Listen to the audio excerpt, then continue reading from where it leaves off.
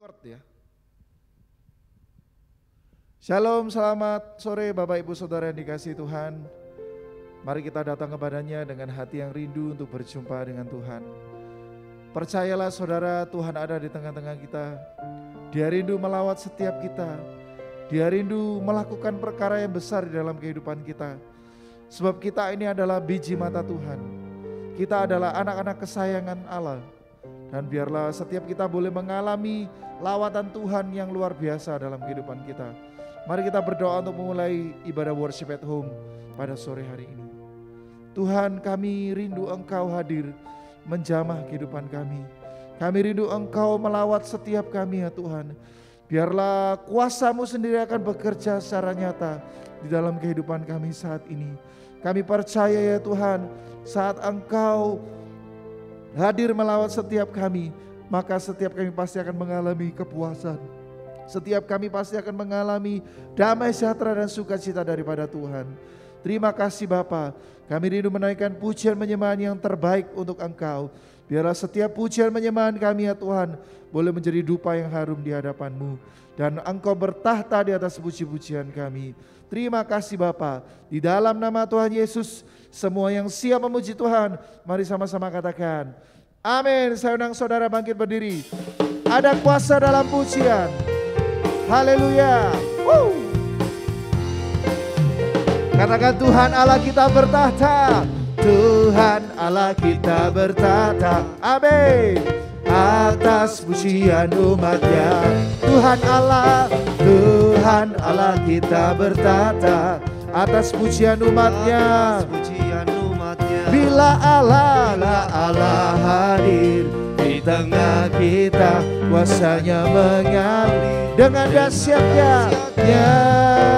Ada kuasa, ada kuasa dalam pujian. Bernyanyilah segenap hati dan jiwa, sebab ada kuasa dalam pujian yang sanggup membungkam kekuatan lawan. Katakan Tuhan Allah kita bertahta. Tuhan Allah kita bertahta. Amin. Atas pujian umatnya. Tuhan Allah kita bertahta. Haleluya. Atas pujian umatnya. Bila Allah hadir di tengah kita, kuasanya mengalir dengan dahsyatnya. Sama-sama katakan, ada kuasa ya dalam pujian. Bernyanyilah segenap hati dan jiwa, sebab ada kuasa dalam pujian yang sanggup membungkam kekuatan lawan. Sekali lagi katakan kepadanya, come on. Tuhan Allah kita bertahta. Atas pujian umatnya. Tuhan Allah kita bertahta. Atas pujian umatnya. Bila Allah hadir di tengah kita, kuasanya mengalir dengan dahsyatnya. Come on. Ada kuasa dalam pujian. Bernyanyilah segenap hati dan jiwa, sebab ada kuasa dalam pujian yang sanggup membungkam kekuatan. Ada kuasa dalam pujian. Ada kuasa dalam pujian. Bernyanyilah segenap hati dan jiwa, sebab ada kuasa dalam pujian yang sanggup membungkam kekuatan. Ada kuasa dalam pujian. Bernyanyilah segenap hati dan jiwa, sebab ada kuasa yang sanggup membungkam kekuatan. Sekali lagi katakan, ada kuasa dalam pujian.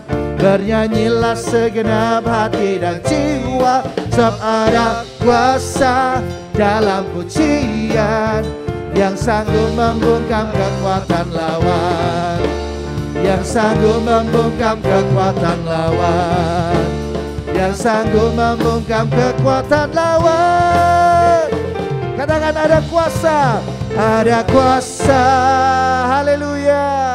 Biarlah setiap kita percaya bahwa kuasanya itu lebih dari apapun di dunia ini. Maha kuasa, maha mulia. Haleluya.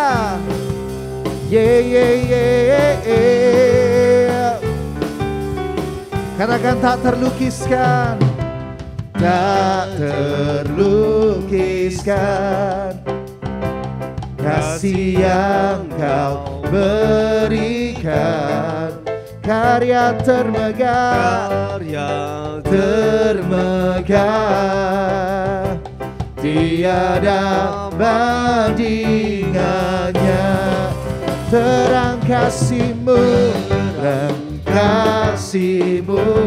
setia menjagaku.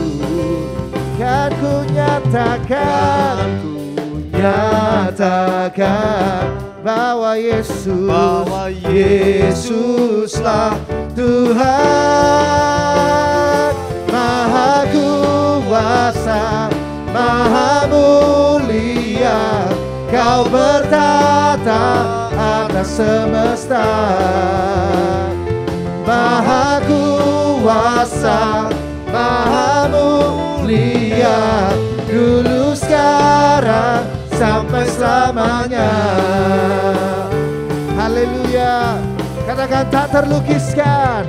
Tak terlukiskan kasih yang Kau berikan, karya termegah, tiada bandingannya. Terang kasih-Mu setia menjagaku. Kan ku nyatakan bahwa Yesuslah Tuhan, Maha kuasa, maha mulia, Kau bertata atas semesta. Maha kuasa, maha mulia, dulu sekarang sampai selamanya. Haleluya. Katakan maha tak terlukiskan kasih yang Kau berikan, karya termegah, tiada bandingannya. Terang kasih-Mu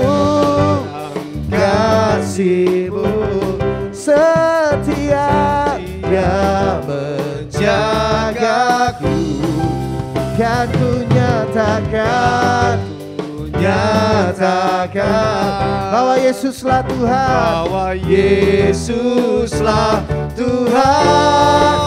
Oh maha kuasa, maha mulia, Kau bertata atas semesta. Maha kuasa,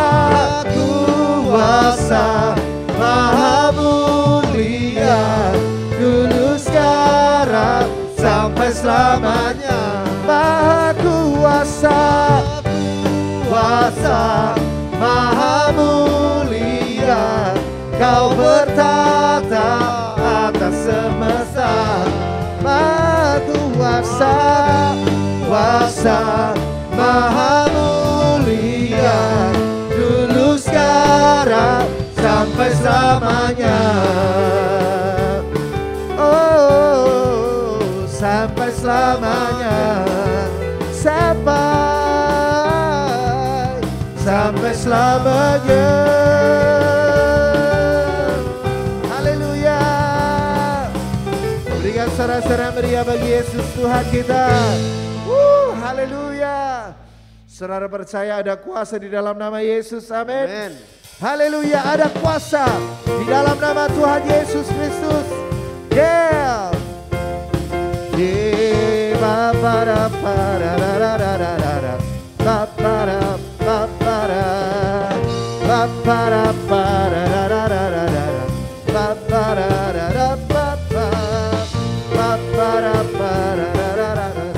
Katakan namanya Tuhanku, namanya Tuhanku, menara yang teguh. Dia kota benteng perlindungan. Kota benteng perlindungan. Haleluya, Jesus, Allah yang perkasa. Allah yang perkasa. Dia Bapa yang amin. Gunung batu, gunung batu keselamatanku.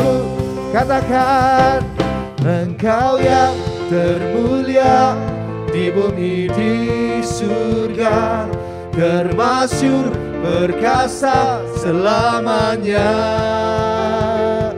Engkau yang berkuasa di dalam segala hal, ada kuasa dalam nama Yesusku. Oh Jesus, namanya Tuhanku. Katakan, namanya Tuhanku, menara yang teguh, kota benteng perlindunganku. Dia Allah yang perkasa, yang perkasa. Dia Bapa yang kekal, gunung batu keselamatanku. Katakan, Engkau yang termulia, Engkau yang termulia di bumi di surga, termasyur perkasa selamanya. Engkau yang berkuasa di dalam segala hal, ada kuasa dalam nama Yesus.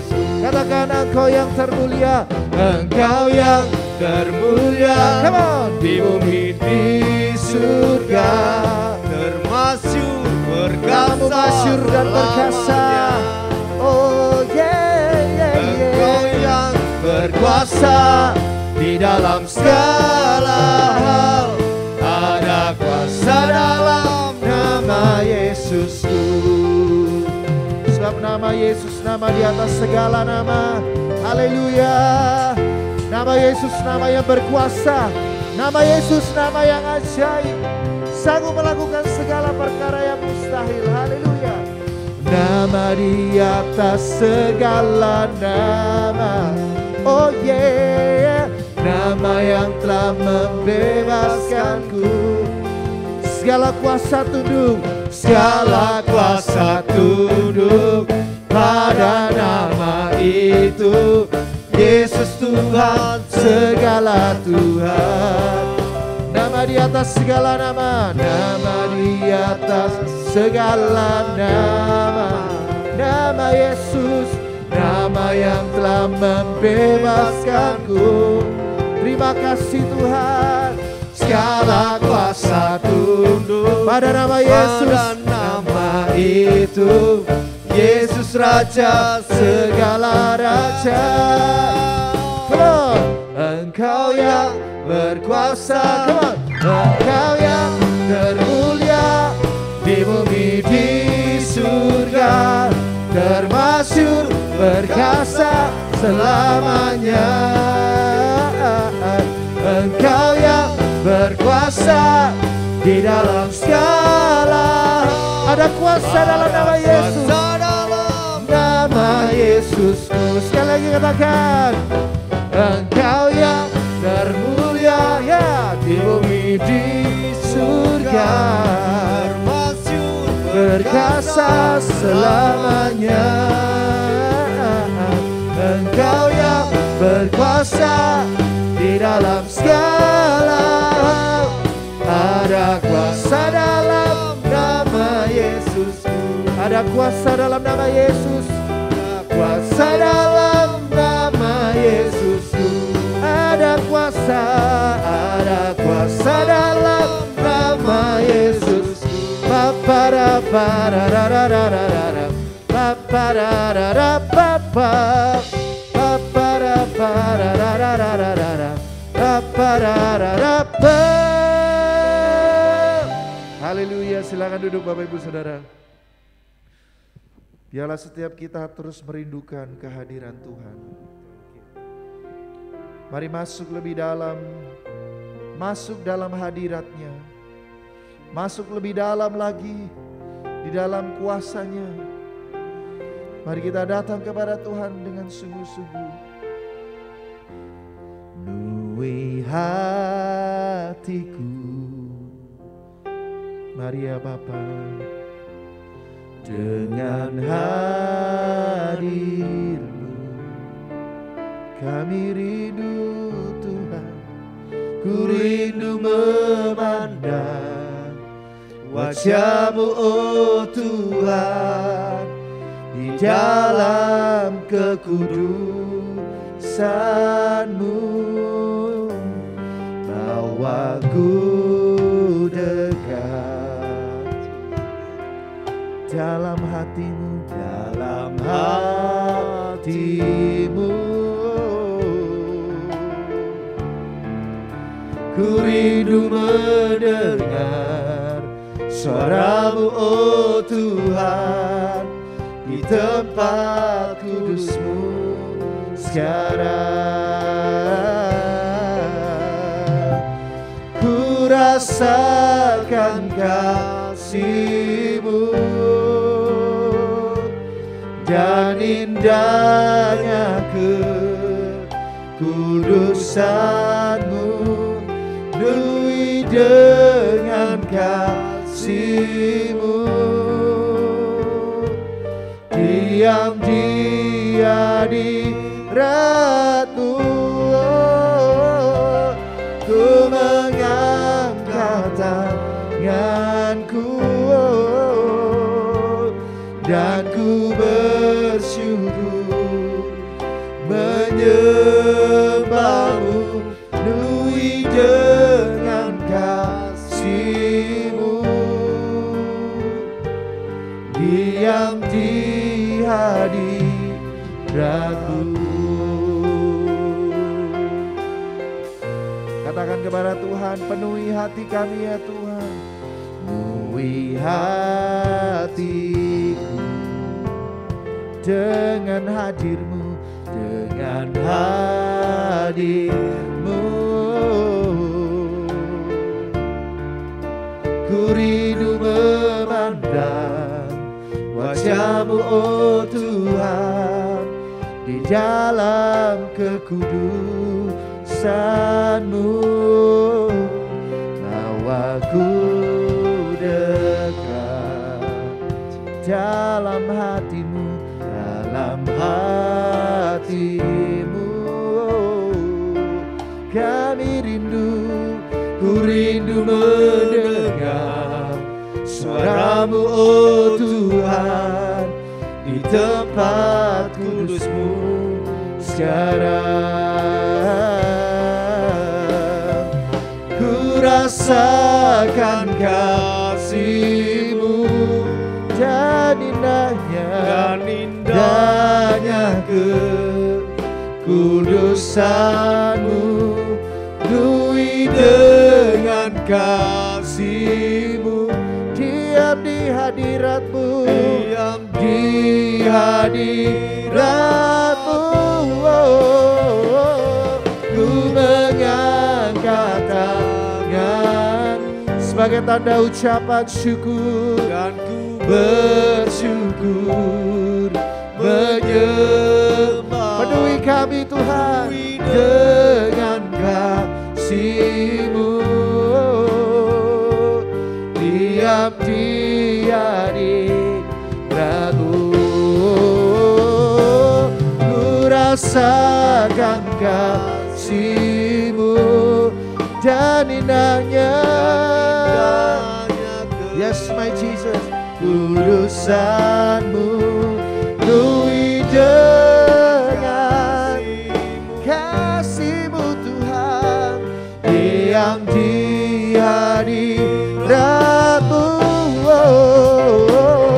Ku mengangkat tanganku sebagai tanda ucapan syukur, bersyukur menyembah. menyembahmu penuhi dengan kasih-Mu.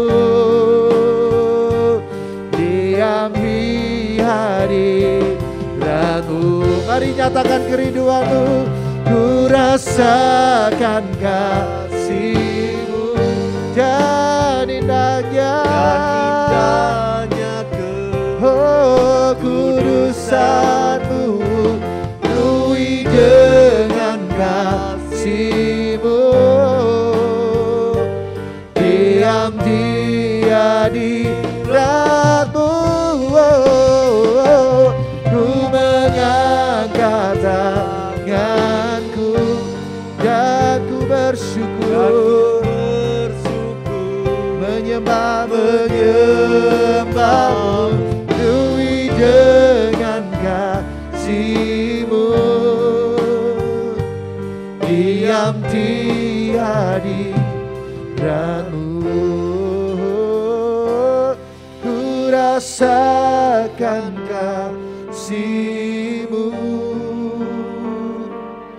dan indahnya kekudusan-Mu penuhi dengan kasih-Mu. Oh, diam di hadirat-Mu, ku mengangkat tanganku dan ku bersyukur, menyembahmu penuhi dengan kasih-Mu. Diam di hadirat. Mari katakan sekali lagi kepada Tuhan. Ku rasakan kasih-Mu dan indahnya kekudusan-Mu penuhi kami dengan kasih-Mu. Diam di hadirat-Mu, ku mengangkat tanganku dan ku bersyukur, menyembahmu penuhi dengan kasih-Mu. Diam di hadirat-Mu,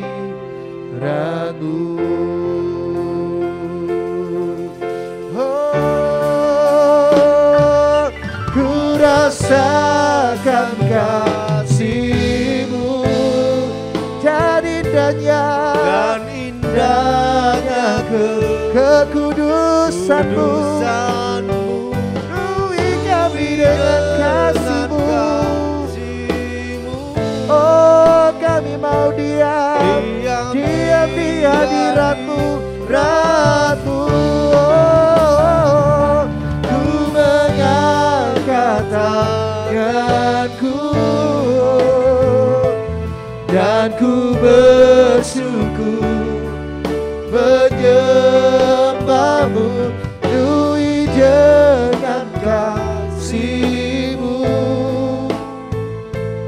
Diam di hadirat-Mu, penuhi dengan kasih-Mu. Diam di hadirat-Mu, penuhi dengan kasih-Mu. Diam di hadirat-Mu.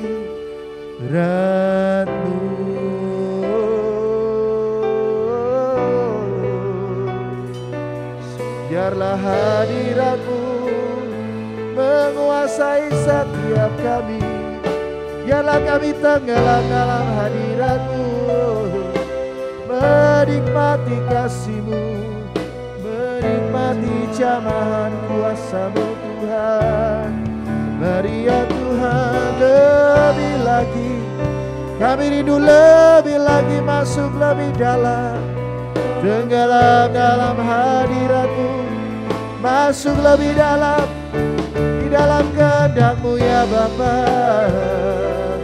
Oh Rabaya syaralara, syaralara lara lara bara bara baya syaralara, syaralara lara lara lara lara lara lara lara lara lara. Haleluya. Kira bara baya se, kira bara baya se, kira bara bara baya syatakara, syara bara lara lara lara lara lara lara. Kura baya syara bara baya syatakara. Haleluya Jesus. Satu ketika Paulus dan Silas sedang ada di dalam penjara. Lalu ketika mereka menaikkan pujian penyembahan dari dalam penjara, tiba-tiba penjara itu goyang. Dan pintu-pintu penjara yang terkunci itu seketika terbuka. Ada kuasa yang besar saat orang-orang yang benar itu menaikkan pujian penyembahan kepada Tuhan. Ada kuasa yang besar saat hadirat Allah itu turun menguasai suatu tempat. Kalau kita punya hati yang sama seperti Paulus, yang sungguh-sungguh menaikkan pujian penyembahan kepada Allah, sampai sel-sel penjara itu terlepas, sampai belenggu-belenggu penjara itu terlepas. Biarlah kita juga mengalami hal yang sama. Saat kita menaikkan pujian penyembahan kepada Allah kita, maka belenggu-belenggu di dalam hati kita itu boleh terlepas. Semua hal yang menghalangi kehidupan kita untuk mengalami berkat Tuhan, semuanya boleh dilepaskan. Mari kita sungguh-sungguh lagi, rindukan Dia lebih lagi menyatakan kuasanya di dalam kehidupan kita. Rindukan hadiratnya lebih lagi menguasai kehidupan kita saat ini. Haleluya. Hadirat-Mu memenuhiku, hadirat kudus-Mu penuhi bait-Mu, dan ku tersungguh menyembah-Mu, dan ku nampak hanya kemuliaan. Katakan hadirat-Mu, hadirat-Mu memenuhiku, hadirat-Mu, hadirat kudus-Mu penuhi bait-Mu, dan ku tersungguh menyembah-Mu, yang ku nampak hanya kemuliaan. Katakan hadirat-Mu, hadirat-Mu memenuhiku. Yes my Lord, hadirat kudus-Mu penuhi bait-Mu, dan ku tersungguh menyembah-Mu, yang ku nampak hanya kemuliaan. Hadirat-Mu, kami rindu hadirat-Mu, hadirat-Mu, hadirat kudus-Mu penuhi bait-Mu, dan ku tersungguh menyembah-Mu, yang ku nampak hanya kemuliaan. Sekali lagi katakan dengan sungguh-sungguh, hadirat-Mu memenuhi. Haleluya Jesus. Hadirat kudus-Mu penuhi bait-Mu, dan ku tersungguh menyembah-Mu, yang ku nampak hanya kemuliaan. Mari rindu rindukan hadirat-Mu. Hadirat-Mu memenuhiku. Penuhi kami, penuhi tempat ini. Hadirat kudus-Mu Penuhi bait-Mu. Sebab kami adalah bait-Mu ya Tuhan. Tersungkur menyembah-Mu. Yang ku nampak hanya kemuliaan. Katakan dengan lebih lembut kepada Tuhan. Hadirat-Mu memenuhiku. Hadirat-Mu, hadirat kudus-Mu penuhi bait-Mu, dan ku tersungkur menyembah-Mu. Yang ku nampak hanya kemuliaan. Kami rindu hadirat-Mu. Hadirat-Mu memenuhi. Ini hidup kami ya Bapa. Hadirat Kami buka hati kami lebar-lebar. Penuhi bait, supaya Roh-Mu boleh memenuhi hidup kami. Tersungkur menyembah-Mu. Yang ku nampak hanya kemuliaan. Hadirat-Mu, yeah, memenuhiku. Hadirat-Mu, hadirat kudus-Mu penuhi bait-Mu. Dan ku tersungkur menyembah-Mu. Yang ku nampak hanya kemuliaan. Sekali lagi katakan kepada Yesus. Hadirat-Mu memenuhi. Hadirat-Mu, hadirat kudus-Mu penuhi bait-Mu. Dan ku tersungkur menyembah-Mu. Yang ku nampak hanya kemuliaan. Dan ku tersungkur, dan ku tersungkur menyembah-Mu. Yang ku nampak hanya kemuliaan. Saya undang hambanya untuk maju ke depan. Dan ku tersungkur menyembah-Mu. Yang ku nampak hanya kemuliaan-Mu.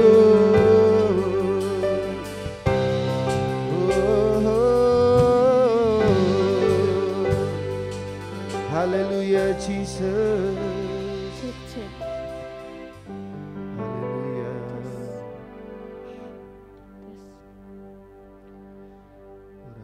Mari kita mau datang kepada Tuhan. Sore hari ini Tuhan, kami datang ke hadirat-Mu. Ini kami Bapa setiap anak-anak-Mu. Kami rindu Tuhan, Kau berbicara kepada setiap kami. Biarlah sore hari ini ya Bapa, kami menerima lawatan Tuhan. Kami menerima kekuatan. Kami diteguhkan, bahkan kami ditegur oleh kebenaran firman-Mu ya Tuhan. Biarlah ya Tuhan, apa yang akan kami dengarkan sore hari ini ya Bapa, boleh menguatkan setiap kami, boleh meneguhkan setiap kami, bahkan menegur setiap kami ya Tuhan. Untuk kami lebih lagi akan Engkau ya Bapa. Semakin hari kami belajar untuk hidup lebih baik lagi Tuhan, menuju kebenaran Tuhan. Terima kasih ya Tuhan, terima kasih. Berbicaralah kepada kami semua Tuhan sore hari ini. Berbicaralah kepada setiap anak-anak-Mu ya Bapa yang rindu untuk mendengarkan kebenaran firman Tuhan. Di dalam nama Tuhan Yesus kami berdoa dan mengucap syukur. Haleluya. Amin. Shalom Bapak Ibu dan saudara-saudara yang terkasih. Puji syukur kalau hari ini kita masih diberikan kekuatan ya sama Tuhan. Kita diberikan kesempatan untuk menghirup napas kehidupan dari Tuhan. Itu sebuah anugerah yang besar untuk setiap kita. Sore hari ini kita mau belajar sama-sama dari satu firman Tuhan ya di dalam Injil Lukas. Injil Lukas pasal 15 ayatnya yang ke-11 sampai ayatnya yang ke-32. Saya yakin 99% ya orang-orang, saudara-saudara yang ada di rumah bahkan yang ada di sini sudah sangat sering mendengarkan tentang kisah ini. Ya, perumpamaan tentang anak yang hilang. Ya. Kita baca dulu sama-sama. Di ayatnya yang ke-11, Yesus berkata lagi, ada seorang mempunyai 2 anak laki-laki. Kata yang bungsu kepada ayahnya, "Bapa, berikanlah kepadaku bagian harta milik kita yang menjadi hakku." Lalu ayahnya membagi-bagikan harta kekayaan itu di antara mereka. Beberapa hari kemudian, anak bungsu itu menjual seluruh bagiannya itu lalu pergi ke negeri yang jauh. Di sana ia memboroskan harta miliknya itu dengan hidup yang berfoya-foya. Setelah dihabiskannya semuanya, timbullah bencana kelaparan di dalam negeri itu dan ia pun mulai melarat. Nyambung di ayatnya yang ke-17. Lalu ia menyadari keadaannya, katanya, "Betapa banyaknya orang upahan ayahku yang berlimpah-limpah makanannya, tetapi aku di sini mati kelaparan." Lanjut ayatnya yang ke-20. Maka bangkitlah ia dan pergi kepada bapaknya. Ketika ia masih jauh, ayahnya telah melihatnya, lalu tergeraklah hatinya oleh belas kasihan. Ayahnya itu berlari mendapatkan dia, lalu merangkul dan mencium dia. Lanjut di ayatnya yang ke-22. Tetapi ayahnya itu berkata kepada hamba-hambanya, "Lekaslah bawa kemari jubah yang terbaik, pakaikanlah itu kepadanya dan kenakanlah cincin pada jarinya dan sepatu pada kakinya." Kita lompat di ayat yang ke-25. Tetapi anaknya yang sulung berada di ladang dan ketika ia pulang dan dekat ke rumah, ia mendengar bunyi seruling dan nyanyian tarian. Lalu ia memanggil salah seorang hamba dan bertanya kepadanya, "Apa arti semuanya itu?" Jawab hamba itu, "Adikmu telah kembali dan ayahmu telah menyembelih anak lembu tambun, karena ia mendapatnya kembali dengan sehat." Maka marahlah anak sulung itu dan ia tidak mau masuk. Lalu ayahnya keluar dan berbicara dengan dia. Tetapi ia menjawab ayahnya, katanya, "Telah bertahun-tahun aku melayani Bapa dan belum pernah aku melanggar perintah Bapa, tetapi kepadaku belum pernah Bapa memberikan seekor anak kambing untuk bersukacita dengan sahabat-sahabatku. Tetapi baru saja datang anak Bapa yang telah memboroskan harta kekayaan Bapa bersama-sama dengan pelacur-pelacur, maka Bapa menyembelih anak lembu tambun itu untuk dia." Kata ayahnya kepadanya, "Anakku, engkau selalu bersama-sama dengan aku dan segala kepunyaanku adalah kepunyaanmu. Kita patut bersukacita dan bergembira karena adikmu telah mati dan menjadi hidup kembali, ia telah hilang dan didapat kembali." Ya. Jadi sebelum kita lebih jauh masuk dalam pembahasan perikop ini, saya mau mengajak kita melihat dulu ya. Dalam kitab Lukas ini, khususnya di bagian pasal yang ke-9b sampai 19a, ini sebagian besar berisikan tentang pengajaran Yesus dan perumpamaan. Ya, di sepanjang perjalanan ketika Tuhan Yesus menuju Yerusalem. Ya, jadi ada banyak kalau saudara-saudara melihat dari pasal 9 sampai 19b itu kebanyakan membahas tentang perumpamaan dan pengajaran-pengajaran Tuhan berbagai macam ya, hal berdoa dan lain sebagainya. Nah, Lukas menggambarkan di dalam Injil ini bahwa hal mengikut Yesus sebagai sebuah perjalanan tentang bagaimana kita belajar seiring kita menjalani kehidupan ini ya, perjalanan ya. Jadi hal mengikut Yesus itu sebagai sebuah perjalanan untuk kita terus belajar ya. Nah, ketika 70 murid kembali dari kota-kota di mana Tuhan Yesus sudah mengutus mereka, Tuhan Yesus mengajarkan beberapa hal kepada mereka mengenai hal berdoa di pasalnya yang ke-11. Dan juga Tuhan mengajarkan kepada murid-muridnya untuk percaya kepada pemeliharaan Tuhan. Dan di dalam Lukas ini juga banyak dibahas tentang uang, kekayaan, harta benda, ya, dan juga kemurahan hati. Gitu ya. Jadi di dalam Injil Lukas ini ada beberapa ya yang disampaikan. Tuhan Yesus menjalankan misinya ya waktu itu untuk menjumpai orang-orang yang secara dunia nggak layak ya, yang dipandang sebelah mata oleh orang-orang dunia, yang dipandang paling berdosa oleh orang-orang dunia, yaitu orang-orang buta, orang-orang miskin yang nggak dipandang oleh dunia ya, yang nggak dianggap, orang-orang Samaria yang adalah musuh bebuyutannya orang Yahudi waktu itu, lalu orang-orang sakit, dan salah satunya juga adalah Sakeus ya, perempuan sundal juga.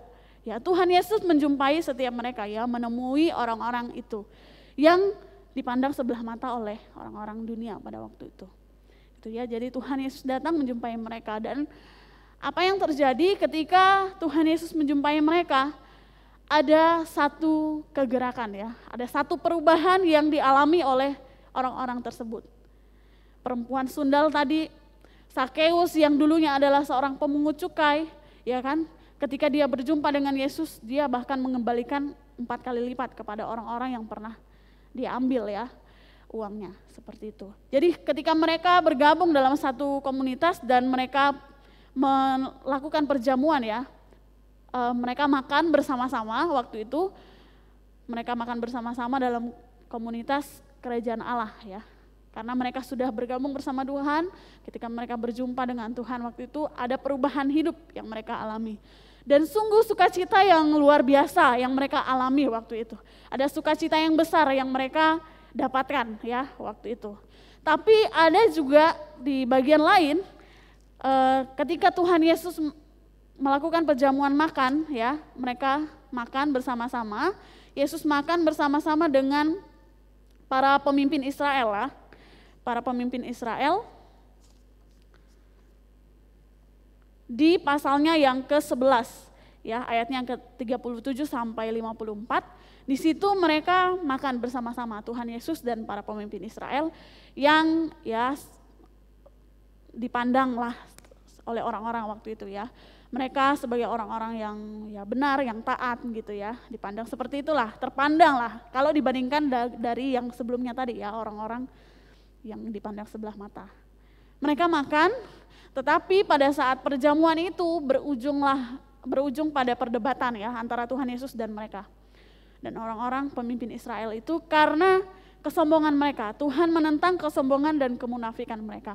Mereka merasa sudah benar ya, mereka orang-orang yang taat aturan secara agamawi. Tapi ternyata itu enggak dilihat oleh Tuhan gitu, karena jauh dari lubuk hati mereka, mereka ternyata masih menyimpan hal-hal yang jahat. Seperti itu. Ada perbandingan antara kedua kejadian ini tadi ya, perjamuan dengan orang-orang yang miskin, yang tidak dipandang oleh orang duniawi, dan juga perjamuan dengan orang-orang yang terpandang secara duniawi ya.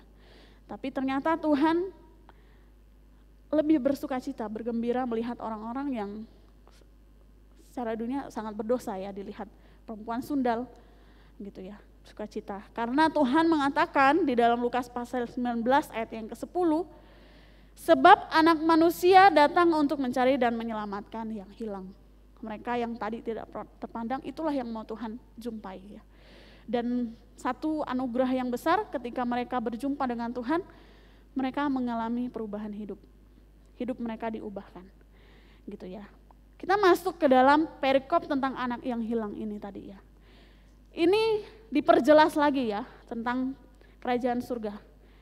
Bagaimana kerajaan surga sangat bersukacita menyambut orang-orang yang terhilang tapi mau kembali kepada Tuhan. Di dalam perumpamaan tentang anak yang hilang ini dijelaskan kembali lebih jelas ya. Kita mau melihat sikap si bungsu dan si sulung ya. Jadi di dalam perikop ini diceritakan tentang anak yang bungsu yang minta harta ya tadi, minta harta warisan kepada ayahnya, lalu dia pergi ke negeri yang jauh, dia berfoya-foya, berpesta, menghabiskan seluruh uangnya yang banyak itu, dan terjadi kelaparan di kota itu. Akhirnya dia kehilangan, sudah habis semuanya, sudah dihabiskan, dan dia harus melamar ya, dia harus bekerja kepada seorang majikan, dan dia diberikan tugas untuk memberi makan babi-babi. Gitu ya. Pada saat itu dia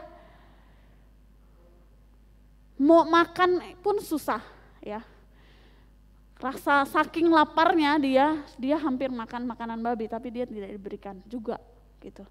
Betapa susahnya dia hidup di negeri orang, ya kan? Padahal di rumah bapaknya ada banyak sekali orang-orang upahan ayahnya. Ada banyak sekali makanan di sana, ya kan? Yang seharusnya dia enggak mengalami kelaparan itu. Lalu dia menyadari ya, si bungsu ini dia menyadari kalau apa yang dia lakukan itu salah. Kita lihat di ayatnya yang ke-17 ya, saya akan bacakan.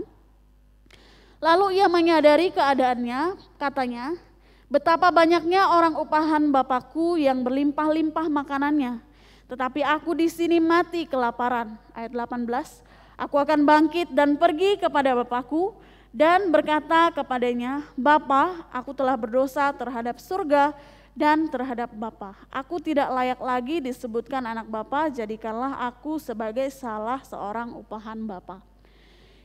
Di dalam ayat ini 17 sampai ke 19 ini dia baru menyadari ya, belum bertindak. Ya, seringkali juga kita ada di posisi ini ya, kita sadar, oh aku salah ini. Tapi enggak ada tindakan untuk maju gitu, untuk berpindah dari tempat yang salah ini menuju kepada kebenaran itu. Jadi yang pertama kita lihat ya, yang bungsu dia menyadari kesalahannya. Dan dia berencana untuk datang kepada Bapa mengakui kesalahannya. Tapi seandainya dia tidak bangkit, dia tidak beranjak dari tempatnya, dia tidak pergi meninggalkan kota itu dan kembali kepada bapaknya, dia tetap menjadi anak yang hilang ya kan. Dia tetap kelaparan, bahkan lama-kelamaan mati karena lapar. Kalau seandainya dia tidak bertindak, dia tidak beranjak dari tempat itu tadi. Tapi apa yang dilakukan? Jadi yang pertama anak bungsu menyadari ya. Lalu apa yang dia lakukan selanjutnya? Ayatnya yang ke-20. Maka bangkitlah ia dan pergi kepada bapaknya.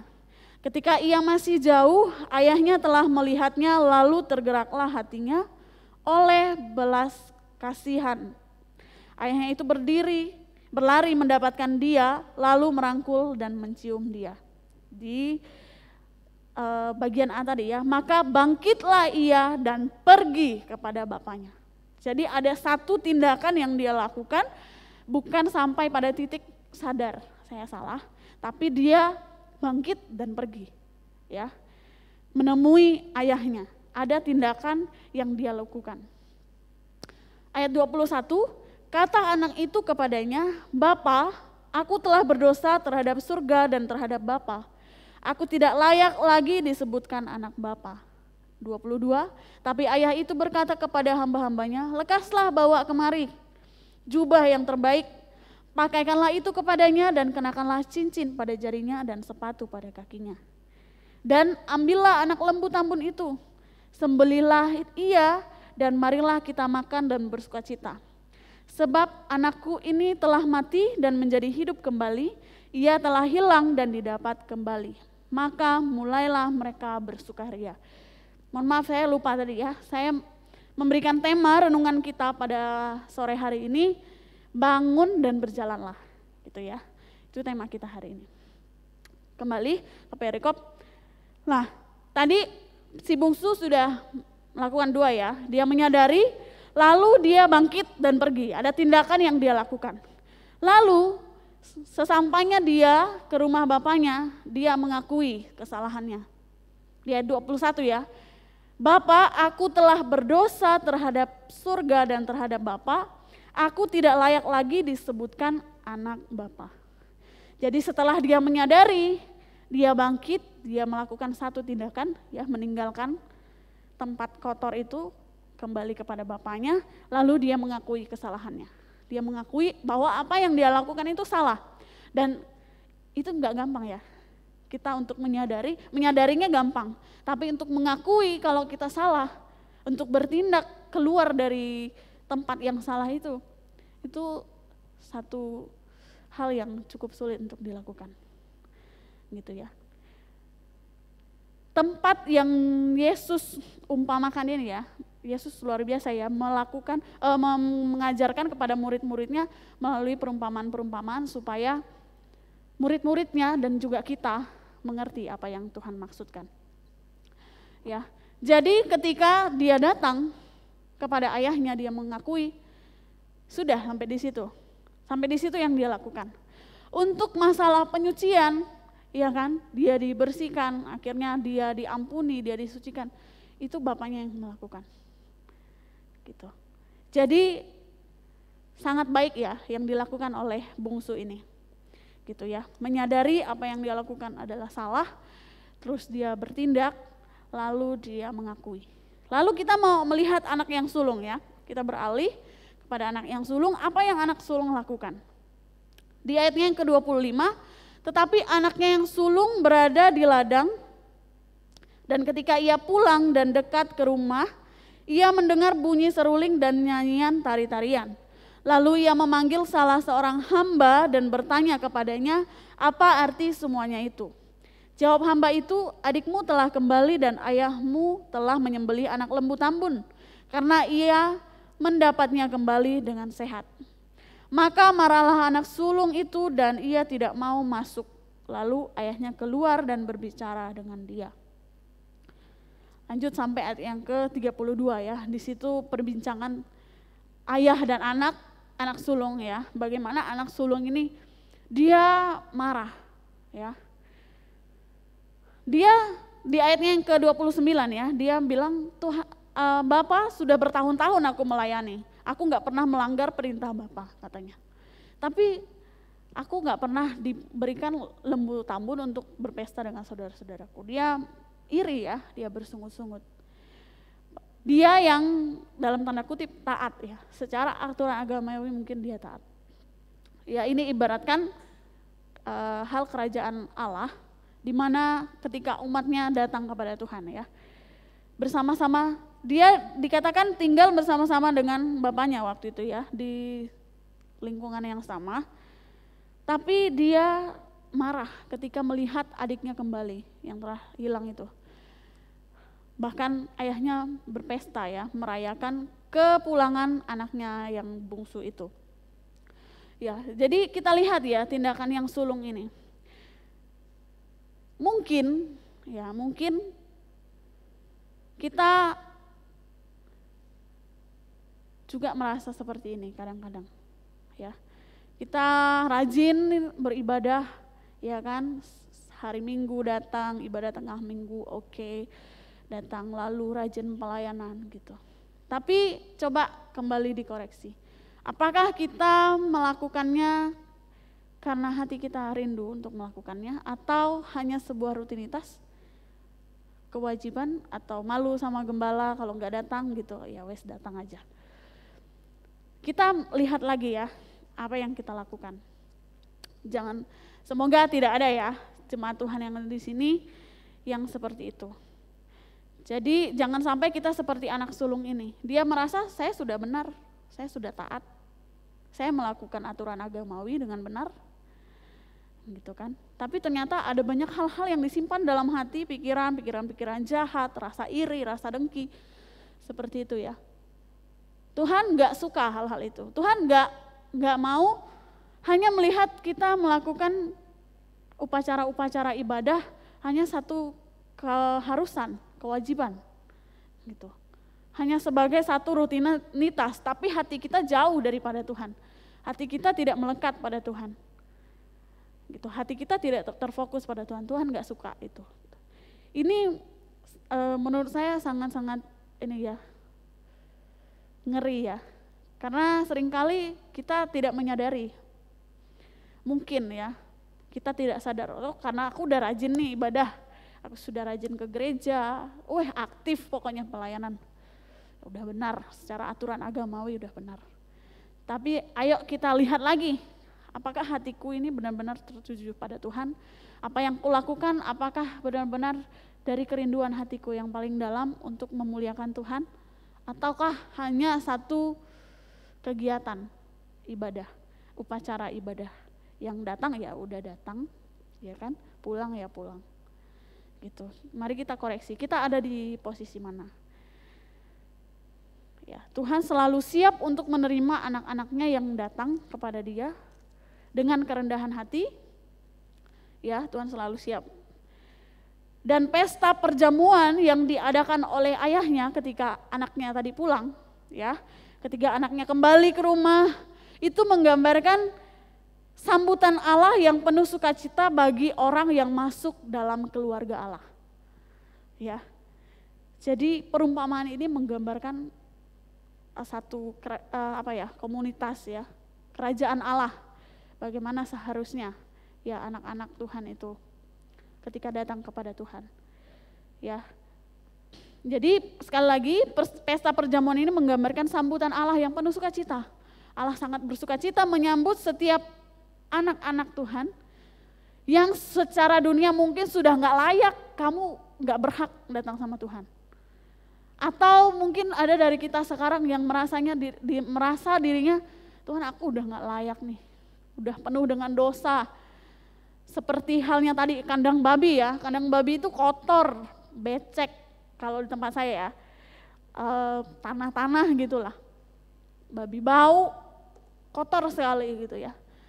Tapi Tuhan nggak apa-apa dengan itu. Kalau kita mau beranjak bangkit dari kehidupan, mungkin ada di antara kita, ya, semoga tidak ada yang masih hidup di dalam dosa.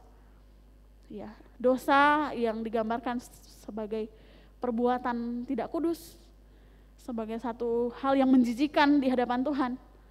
Ya, but it's okay kalau kita mau bangkit dan kembali kepada Tuhan. Ya, Tuhan selalu siap, Tuhan selalu terbuka untuk menyambut kedatangan kita. Dan sangat bersukacita, ya, digambarkan tadi. Mengadakan pesta yang besar, menyembeli lembu tambun, seperti itu. Ya. Jadi apa yang harus kita lakukan sekarang? Yang pertama, saya mau mengajak kita untuk merenungkan kembali. Makanya ada orang-orang mengatakan kita harus mengoreksi diri kita setiap hari. Jadi mungkin sebelum tidur kita melihat lagi apakah sepanjang hari ini saya sudah melakukan hal yang baik atau ada hal-hal yang tidak menyenangkan hati Tuhan, gitu ya. Jadi kita mau belajar lagi untuk melihat hati kita, apakah kita benar-benar sungguh-sungguh datang kepada Tuhan. Kita mau dengan rendah hati, tidak merasa diri kita sudah benar, sudah taat, tapi kita mau dengan rendah hati datang kepada Tuhan, selidiki aku ya Tuhan. Apakah aku sudah benar, sudah sungguh-sungguh mengasihi Tuhan. Gitu ya, kita mau dengan rendah hati datang kepada Tuhan, menyadari, melihat lagi, mengoreksi lagi apa yang sudah kita lakukan di setiap hari kehidupan kita. Seperti yang Lukas gambarkan, ya, bahwa hal mengikuti Yesus itu adalah satu perjalanan hidup, perjalanan untuk kita, ya, dalam perjalanan itu ada naik turun, ya, ada lembah, ada bukit, gitu ya. Tapi bagaimana kita mau terus belajar untuk menjadi lebih baik, ya. Orang-orang yang mau belajar untuk lebih baik adalah orang-orang yang rendah hati, merasa dirinya, oh aku belum bisa, aku harus belajar lebih baik lagi. Gitu ya. Kita mau belajar untuk rendah hati, yaitu menyadari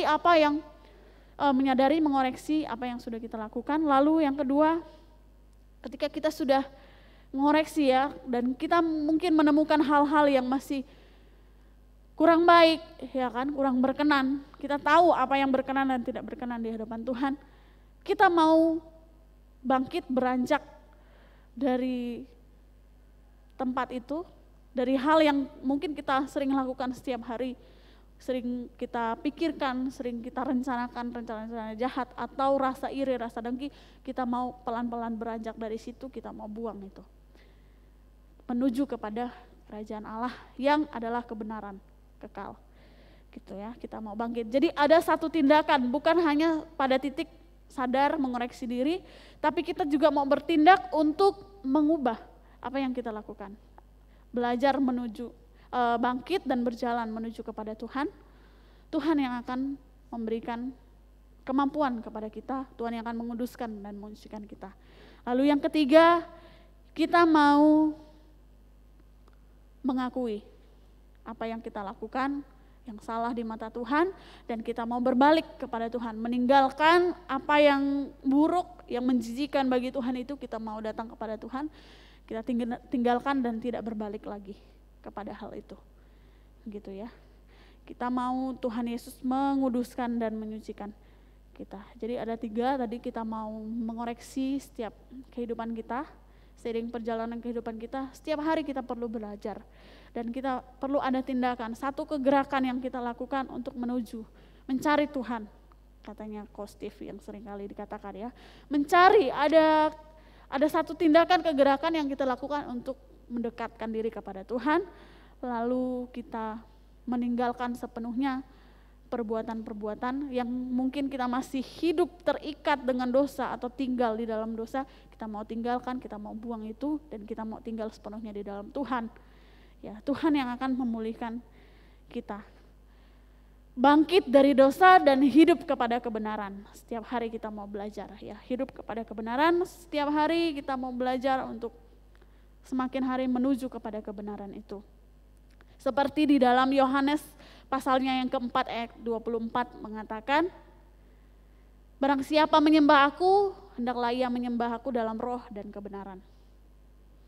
Ya, menyembah Tuhan dalam roh dan kebenaran. Jadi dalam roh kita memuji muliakan Tuhan. Setiap hari apapun yang kita kerjakan, hati kita tetap tertuju pada Tuhan. Dan kebenaran berarti hidup kita menuju kepada hal-hal yang benar. Ya, berusaha untuk melakukan itu. Tuhan akan memampukan kita, Tuhan yang akan menolong setiap kita untuk melakukannya. Asalkan kita ada niat, ada tindakan untuk menuju kepada Tuhan. Demikian yang saya sampaikan sore hari ini. Mari kita mau nyanyikan satu pujian. Selidiki aku, lihat hatiku. Apakah aku sungguh-sungguh mengasihi Tuhan? Biarlah firman Tuhan sore hari ini boleh menguatkan. Kalau jemaat Tuhan merasa ditegur, diingatkan, bersyukurlah. Berarti kita adalah orang-orang yang dicintai oleh Tuhan. Ya. Selidiki aku, lihat hatiku, apakah ku sungguh mengasihimu, Yesus, Kau yang Maha Tahu dan menilai hidupku, tak ada yang tersembunyi bagimu. Telah kulihat kebaikanmu yang tak pernah habis di hidupku. Ku berjuang sampai akhirnya Kau dapati aku tetap setia. Selidiki aku ya Tuhan, selidiki aku, lihat hatiku, apakah ku sungguh mengasihimu, Yesus, Kau yang Maha Tahu dan menilai hidupku, tak ada yang tersembunyi bagimu.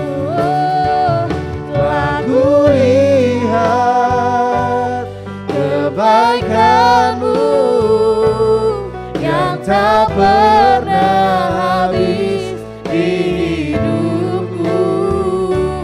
Ku berjuang sampai akhirnya Kau dapati aku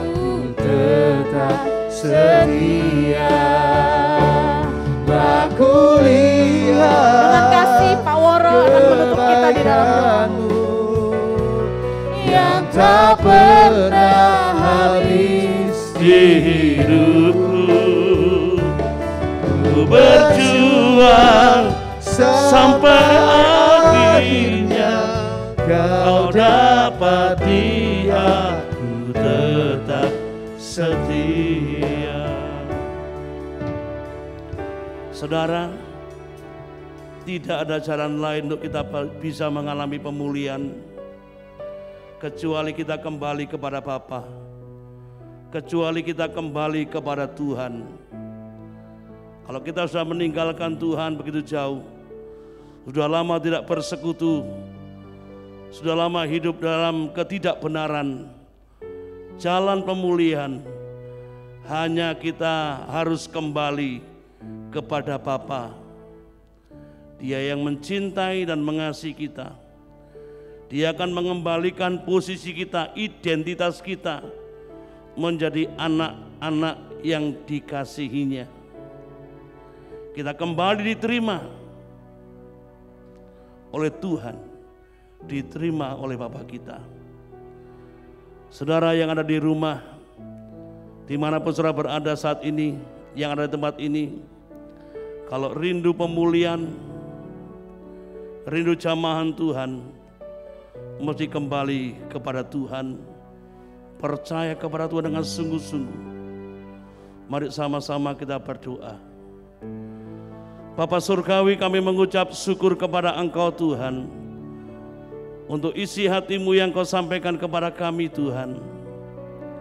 Seringkali hidup kami tergoda untuk hidup dalam keduniawian, yang membuat hidup kami hancur. Hidup kami Tuhan mengalami penderitaan, hidup kami mengalami kesengsaraan Tuhan, jauh dari hadirat-Mu Tuhan, membuat kami hilang pengharapan. Tetapi pagi hari ini Tuhan, kami akan mengambil keputusan, kami akan ambil komitmen untuk kembali kepada Bapa, kembali kepada Engkau Tuhan. Kami mengalami perjumpaan dengan Engkau Tuhan, perjumpaan yang indah bersama dengan Engkau. Kami Tuhan mengalami Tuhan kuasa kemuliaan-Mu Tuhan, menikmati Engkau ya Bapa. Terima kasih Tuhan, terima kasih Yesus. Bapa, Engkau melihat dimanapun umat-Mu berada saat ini Tuhan, kalau mereka sedang mengalami kesengsaraan dan penderitaan, oleh karena mereka jauh dari Engkau, oleh karena meninggalkan Engkau ya Tuhan. Mereka juga mengalami sakit penyakit Tuhan, sampai detik ini belum mengalami pemulihan oleh karena meninggalkan Engkau. Tuhan, ampuni setiap kami ya Tuhan. Kami mau kembali kepada Engkau Tuhan. Kami mau kembali kepada Engkau Bapa. Tuhan, kami serahkan hidup kami ke dalam tangan kemurahan-Mu. Kami mohon belas kasihan-Mu ya Tuhan. Biarlah pada saat ini Tuhan Engkau memulihkan kami. Engkau kembali menerima hidup kami menjadi anak-anak-Mu yang Kau cintai ya Bapa. Terima kasih Roh Kudus, terima kasih Bapa. Biarlah karya-Mu Engkau nyatakan dalam setiap kehidupan kami yang mendengar firman Allah pada saat ini ya Tuhan. Kami mengucap syukur kepada Engkau. Mari angkat tangan saudara kepada Tuhan.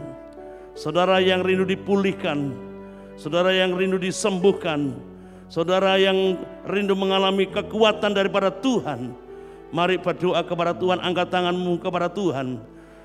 Saudaraku, pulanglah, terimalah berkat dari Allah Bapa, kasih sayang Tuhan Yesus Kristus, persekutuan kuasa Roh Kudus menyertai saudara sekalian dari sekarang sampai selama-lamanya. Amin. Tuhan memberkati.